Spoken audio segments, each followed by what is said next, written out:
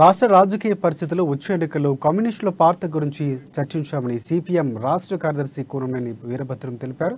తమ్మినేని వీరభద్రం తెలిపారు. కమ్యూనిస్టులు బీఆర్ఎస్కి దూరం అవుతున్నారని, కాంగ్రెస్ ఇతర పార్టీలతో జతకడుతున్నట్లు వార్తలు వచ్చాయని, అవి పూర్తిగా నిరాధారమని తెలిపారు.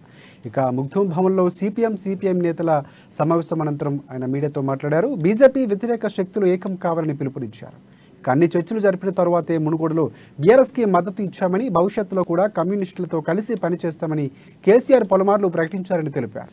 వచ్చే ఎన్నికల నాటికి వేరే పార్టీలతో, ముఖ్యంగా కాంగ్రెస్తో కానీ వీళ్ళతో జతగట్టే అవకాశాలు ఉన్నాయని కొన్ని పత్రికల్లో, కొన్ని ఛానల్స్లో, అందరూ కాదు అన్ని పత్రికలు అన్ని ఛానల్స్ అని అనట్లేదు కానీ కొన్ని ముఖ్యమైన పత్రికలు ఛానల్స్లోని ఇట్లాంటి వార్తలు ప్రసారమైనాయి. అవి పూర్తిగా నిరాధారం, ఆధారం లేకుండా ఇట్లాంటి ఆరోపణలతో మా మీద నిందలు వేయడాన్ని మేము ఖండిస్తున్నాం.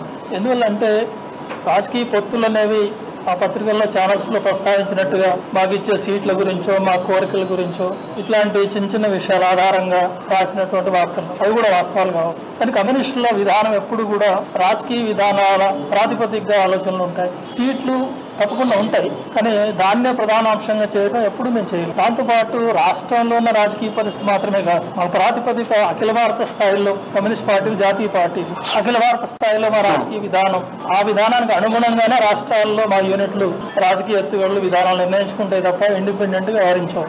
ఈ విషయం దృష్టిలో పెట్టుకున్నప్పుడు ఈ రాష్ట్రంలో బీఆర్ఎస్తో, ప్రారంభంలో టీఆర్ఎస్, ఆ మైత్రి అనేది లేదు, కనీసం కలిసి పనిచేయడం అనేది ఏ ప్రాతిపదికన ప్రారంభమైందో ఆ ప్రాతిపదిక ఇప్పుడు కూడా కొనసాగుతుంది.